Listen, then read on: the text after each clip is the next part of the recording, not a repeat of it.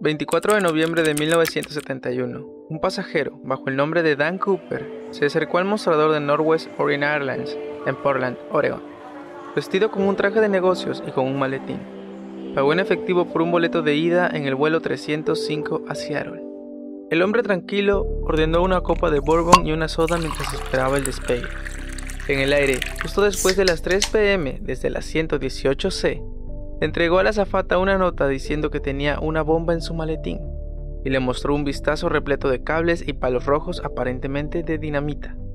Ella anotó sus demandas, las cuales eran 4 paracaídas y $200,000 en billetes de 20, y se las pasó al capitán.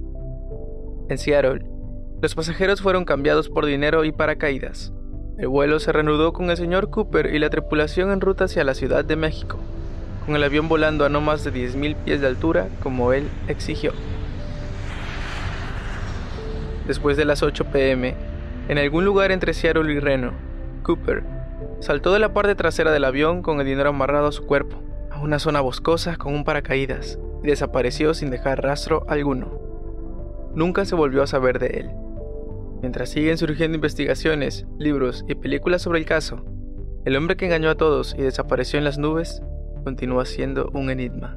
Esta es la historia de la misteriosa hazaña detrás del hombre que realizó un atraco en los cielos, donde burló al FBI y escapó en un paracaídas con $200,000 en efectivo. D.B. Cooper, el último pirata aéreo.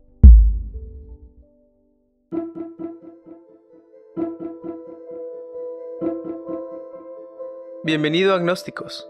Sigue tu razón tan lejos como te lleve.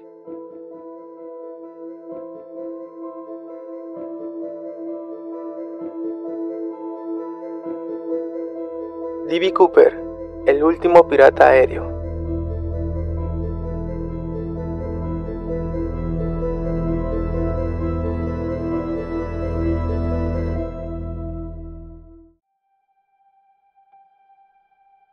Queridísimos escuchas, si alguien está escuchando esto y se preguntó, bueno, ¿qué pasó con el señor Agnósticos? Pues hemos regresado luego de unas largas vacaciones de casi 2 semanas. Y venimos con muchos ánimos de un nuevo capítulo. El equipo TerraTrumer ha estado muy ocupado haciendo casi nada, aunque sí que estuve haciendo unas cosas de la uni y la verdad es que me quitaba todas las energías, no encontraba fuerzas para escribir ni grabar, y esto no puede ser forzado. O sea, tengo que fluir, tengo que ser uno mismo con el podcast y darle lo mejor a las 5 personas que me escuchan.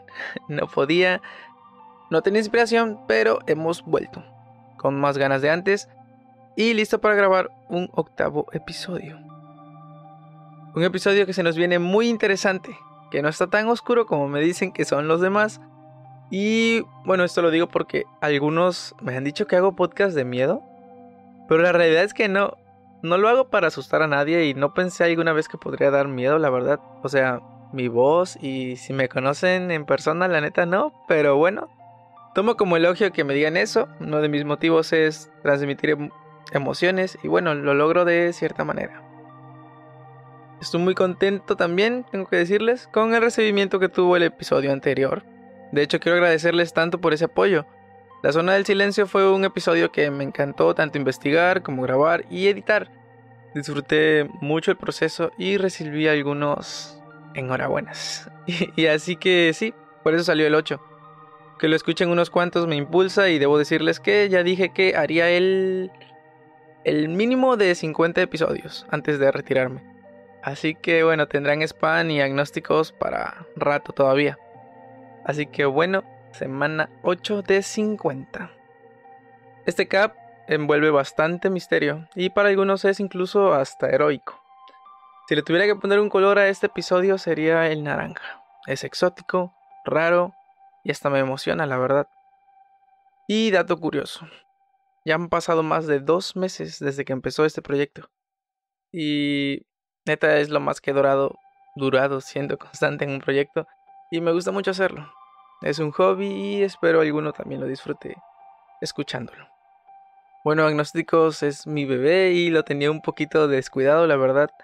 Pero he estado haciendo algunas actualizaciones en el sitio web del podcast, donde de hecho, tengo pendiente subir un par de wallpapers para el teléfono que hice porque sí. Y seguramente para el día que estén escuchando esto, quizá miércoles, porque lo estoy grabando en miércoles, ya estén cargados.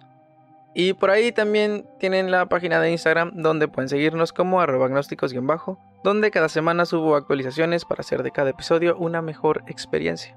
No olviden suscribirse y compartirlo con sus amigos si les gusta esto que hago, para no perderse de ningún nuevo capítulo.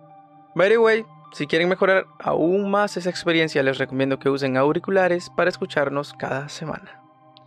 Sin más, y luego de esta larga introducción, vamos con el caso de hoy.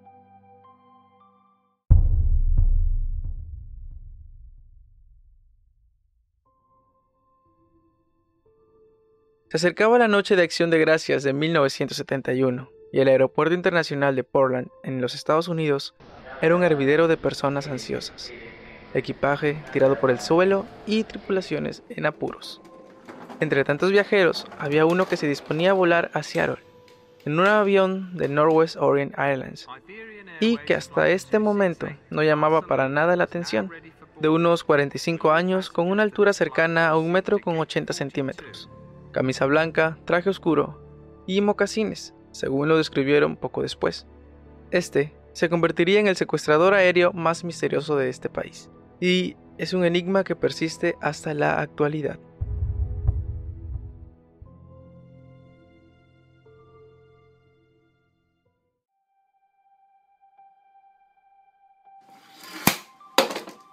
Identificado como Dan Cooper, más adelante conocido como D.B. Cooper, en tapas de diarios, noticieros televisivos y todo tipo de medios, debido a una falta de comunicación de los mismos medios de comunicación, el hombre subió al avión que llevaba 36 pasajeros y 4 tripulantes. Se sentó al fondo en el asiento 18C y no pasó mucho tiempo hasta que encendió un cigarrillo, algo que estaba permitido por esos años en los vuelos comerciales.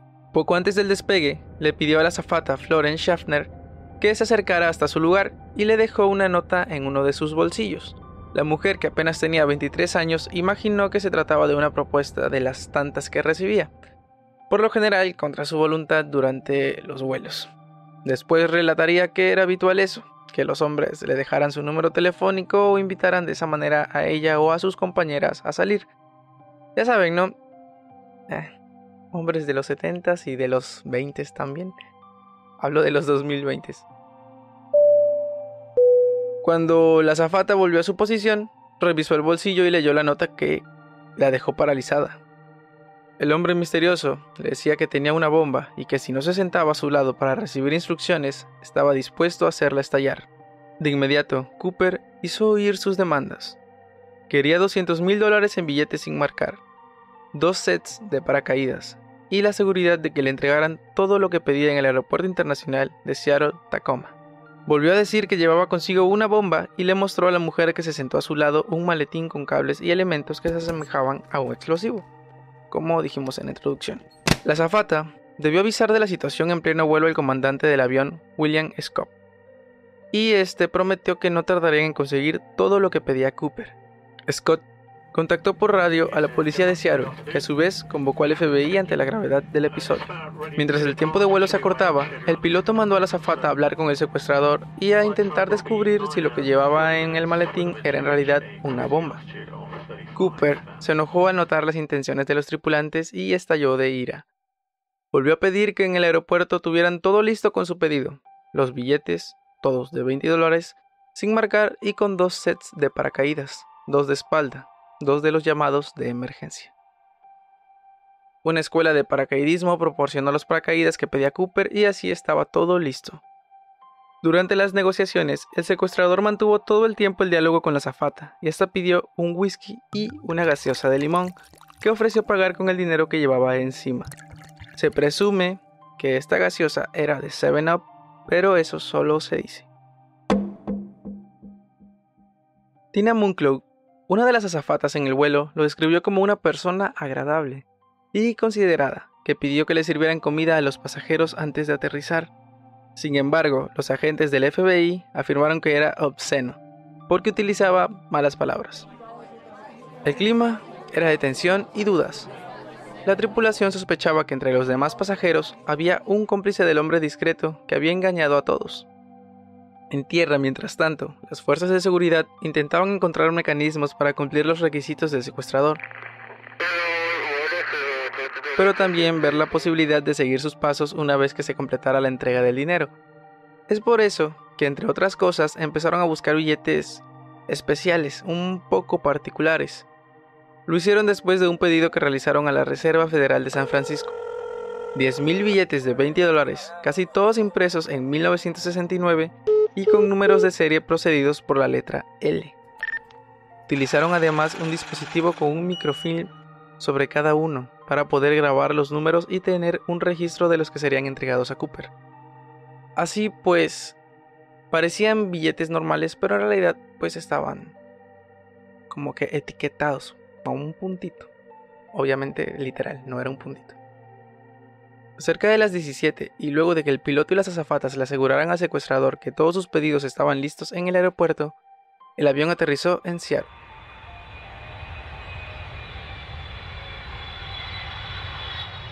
Cooper se aseguró de que el capitán Scott dejara la aeronave lejos del resto de los aviones, en un lugar al que no tuvieran fácil acceso ni la policía ni francotiradores que pudieran complicar la operación. Además, solicitó que fuera una sola persona la que acercara el dinero y los paracaídas hasta el avión. Y así ocurrió. Un empleado de la aerolínea acercó el pedido por la puerta trasera, de la que luego descendieron los pasajeros y algunos tripulantes. El secuestrador, sin embargo, retuvo al piloto Scott, a uno de los oficiales que lo acompañaba en la cabina y a una de las azafatas. En el aeropuerto el nerviosismo seguía e incluso iba en aumento. Mientras un camión se acercó a reabastecer el avión de combustible, el secuestrador vio movimientos extraños y pidió que se apuraran para volver a levantar vuelo y continuar. La policía, obviamente, custodiaba todos los movimientos, pero tenía varias dificultades. Entre ellas, no se podía acercar hasta la aeronave y no tenía ni siquiera una foto de Cooper. Casi 2 horas después, una vez que el secuestrador pudo corroborar que estaba todo lo que había pedido, el avión estaba listo para volver a despegar.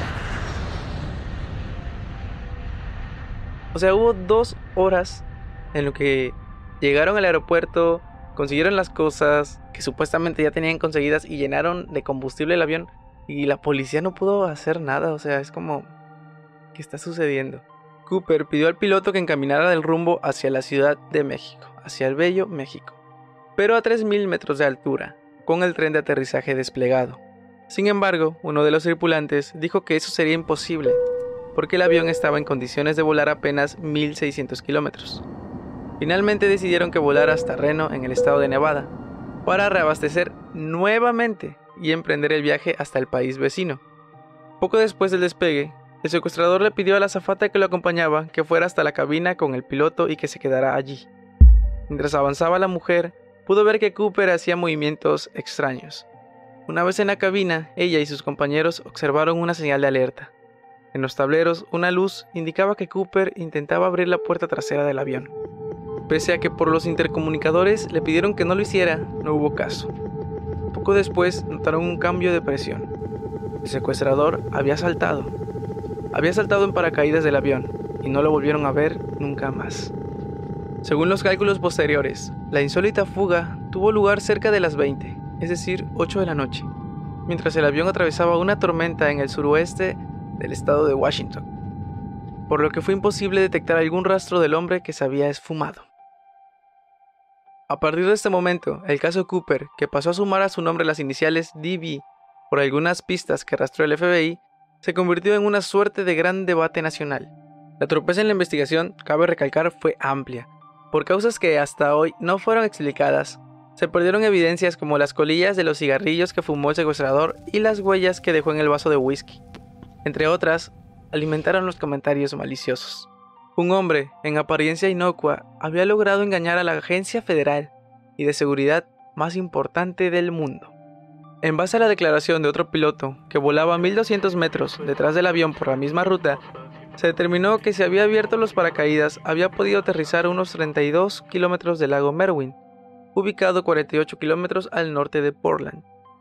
Se hicieron registros de todo tipo, búsquedas terrestres y con aeronaves para poder encontrar alguna pista de Cooper, pero no hubo nada. No quedó del secuestrador ninguna evidencia física, ni cuerpo, ni paracaídas, ni maletín, nada. Las personas que interactuaron con él fueron interrogadas para tratar de hacer un retrato dibujado, el que luego se difundió a la prensa.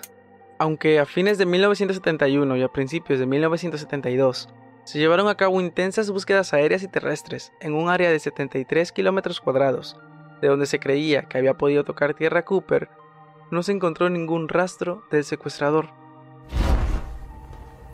La velocidad del avión, 91 metros por segundo, las diferencias de altitud y la incertidumbre del momento del salto dificultaron la búsqueda y jamás se halló un punto exacto de aterrizaje.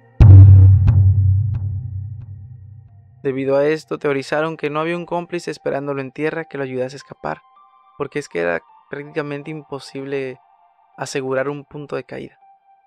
Se realizaron búsquedas a pie y en helicóptero, de parte de policías de Clark y Cowlitz. También rastrillaron el lago Merwin y el lago Yale. Pasó el tiempo y había 0 pistas en tierra para seguir a Cooper. Con la llegada del deshielo en la primavera, parecía haber una luz de esperanza, y se realizó una búsqueda terrestre exhaustiva de parte del FBI y 200 miembros del ejército de Estados Unidos, ubicados en el Fort Lewis. Se verificó metro por metro la zona donde se creía que podía haber caído durante 18 días consecutivos, en marzo de 1972 y otros 18 días en abril. Tras 6 semanas y nuevamente con 0 pistas, abandonaron la búsqueda, pero no se hicieron búsquedas en lugares cercanos, por lo que existe cierta controversia respecto a esto, si realmente pudo abrir los paracaídas y maniobrar hacia otras zonas o si sobrevivió al salto siquiera. Al mismo tiempo, el FBI empezó a rastrear los billetes de $20 usados en el rescate. Recuerden que no había como tal una marca, pero sí que se conocía el número de serie y otras cosas de los billetes, dando a conocer los números de serie a bancos, compañías financieras y otros negocios muy concurridos. Varias agencias de alrededor del mundo, incluyendo la británica Scotland Yard, recibieron información del caso. También, Northwest Airlines ofreció una recompensa del 15% del dinero, pero no hubo pruebas concretadas. Incluso ya en 1973, 2 diarios ofrecieron jugosas recompensas por un billete con los números de serie, y se desató un interés inusitado por los billetes de $20, pero nunca recibieron ninguno. Durante la década, y con el mismo modo de rastreo de billetes, el FBI y la policía habían resuelto 2 casos resonantes en apenas semanas, porque los criminales habían usado el dinero poco después de robarlo. Pero esto no pasó con Cooper. De hecho, no hay rastro de que esos billetes hayan sido usados. 9 años después, el 10 de febrero de 1980, Brian Ingram, un niño, encontró un paquete a orillas del río Columbia, entre Oregon y Washington. Eran $5,880 en billetes semidestruidos, un total de 294 billetes de $20, todavía atados con banditas elásticas. A 12 metros de la orilla del río Columbia, a 8 kilómetros de la ciudad de Vancouver, las series de los billetes coincidían con la numeración de los usados para pagar el rescate. Pero ese hallazgo no hizo más que impulsar nuevas polémicas y distintas teorías sobre la identidad del secuestrador prófugo. El descubrimiento de ese fajo respaldó la teoría del FBI de que Cooper no había sobrevivido al salto. Pero, ¿y se arrojó solo un fajo para que creyeran precisamente esto? Al mismo tiempo, la figura del misterioso D.B. Cooper empezó a agrandarse, como una sombra al atardecer. Los años lo convirtieron en una especie de gran bestia pop. Inspiró canciones, algunas novelas, una especialmente curiosa bajo el inevitable nombre de Caída Libre, y hasta un festival en su honor, en el que se le homenajea con saltos en paracaídas y música.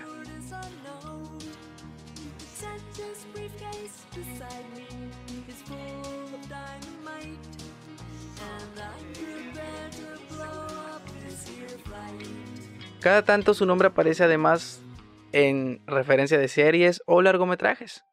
Ocurrió por ejemplo en Prison Break y Better Call Saul, que tienen que verla, de Vince Gilligan, el creador de Breaking Bad, tienen que verla. No sabías incluir esto porque la neta no sé si enriquece el tema, pero escuchen. Las autoridades conservaron los billetes hasta que en 1986 se determinó que se repartieran entre el niño, el FBI, la aerolínea y la aseguradora de la aerolínea. Es hasta el 13 de junio del 2008, por pedidos de Ingram, el niño, que ya no era niño, ya adulto, una casa de subastas vendió 15 de los billetes en Dallas a varios compradores por un total de $37,000. Salvo estos billetes, el resto, unos $195,000, sigue sin aparecer. Los números se encuentran en una base de datos que puede ser consultada por el público a través de un motor de búsqueda. Algunos investigadores especulan que la erupción de 1980 del monte St. Helens pudo haber borrado cualquier pista física restante. Pero vaya, hay un link para buscar los billetes. Les paso el link si quieren. La base de datos de esos billetes está en internet. Con una serie de pasos para verificar al 100%, ustedes ingresan el número de serie del supuesto billete y la página te dice si es auténtico de aquel lote de D.B. Cooper. No quiero caer en la fascinación, pero what the fuck, increíble. Lo pondré de hecho en la descripción de YouTube. Sí, yo creo que lo voy a poner.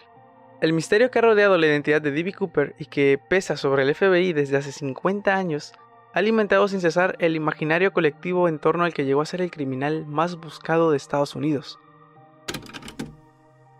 Fue un increíble triunfo en la batalla del hombre contra la máquina. Un solo individuo contra la tecnología, las grandes empresas, el sistema. Por eso se le retrata como un curioso Robin Hood que toma de los ricos o al menos del poder.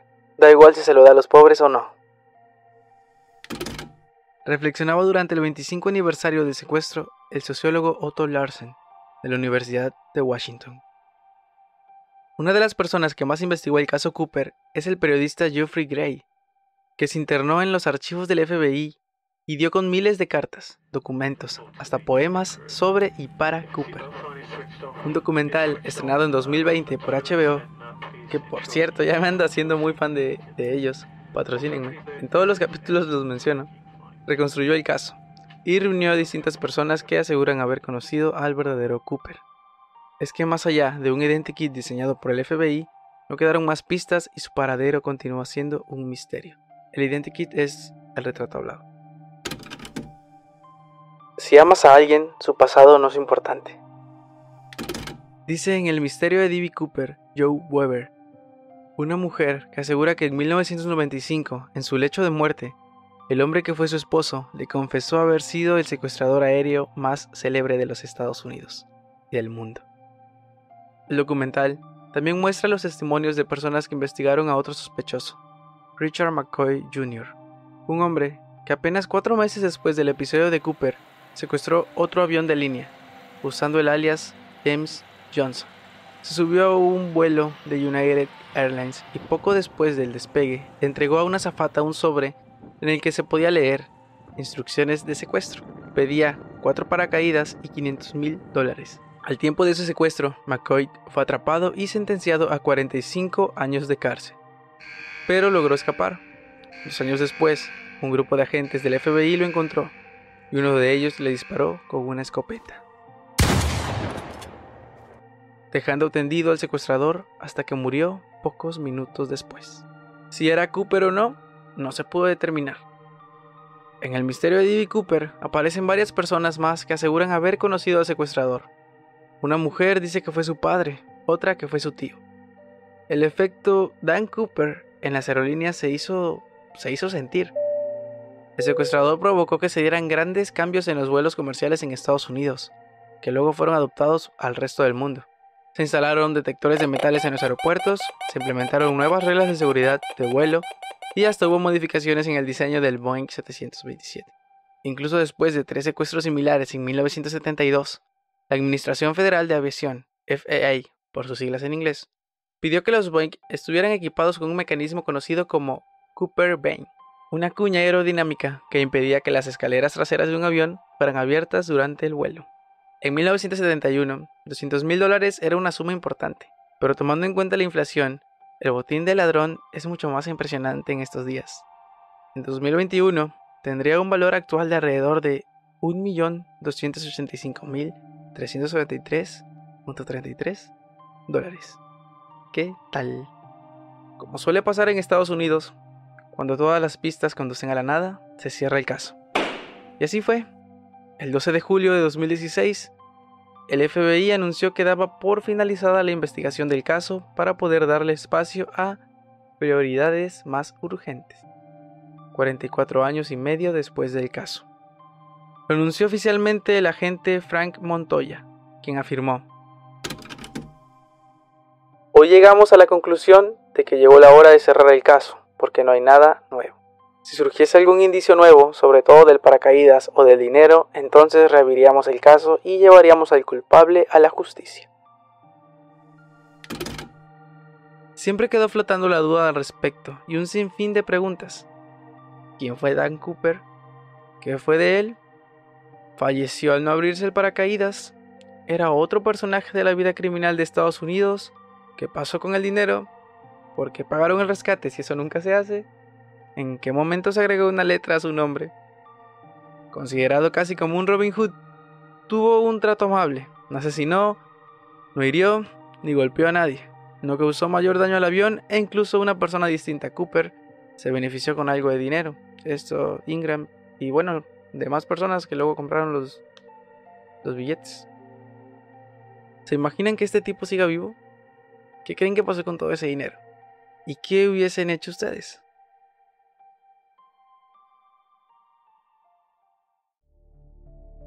Mientras siguen surgiendo investigaciones, libros y películas sobre el caso, y ojito porque estoy casi seguro que en la serie Loki de Disney Plus se hará referencia a este caso.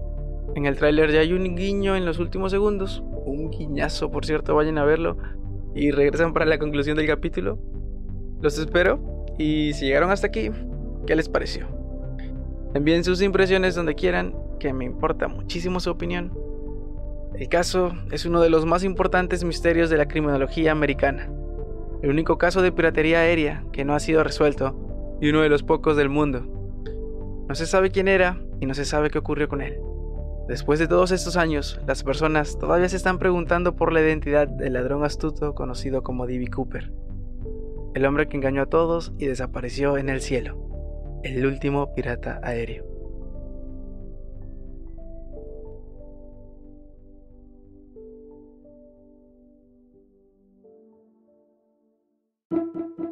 Como siempre, un placer para mí estar aquí un día más. No olviden que tenemos episodio nuevo cada semana y recuerden visitar el sitio web del podcast para seguirnos más de cerca, hacer sugerencias y ver todas las cosillas nuevas que subimos para ustedes. También ahí tenemos alojados los links directos a nuestras redes sociales como Facebook e Instagram y a todas sus plataformas de streaming favoritas. Compartan si les gustó y activen la campanita si les encantó. Sigue tu razón tan lejos como te lleve. Mi nombre es Damián Medina y esto fue Agnósticos, episodio 8. Bye.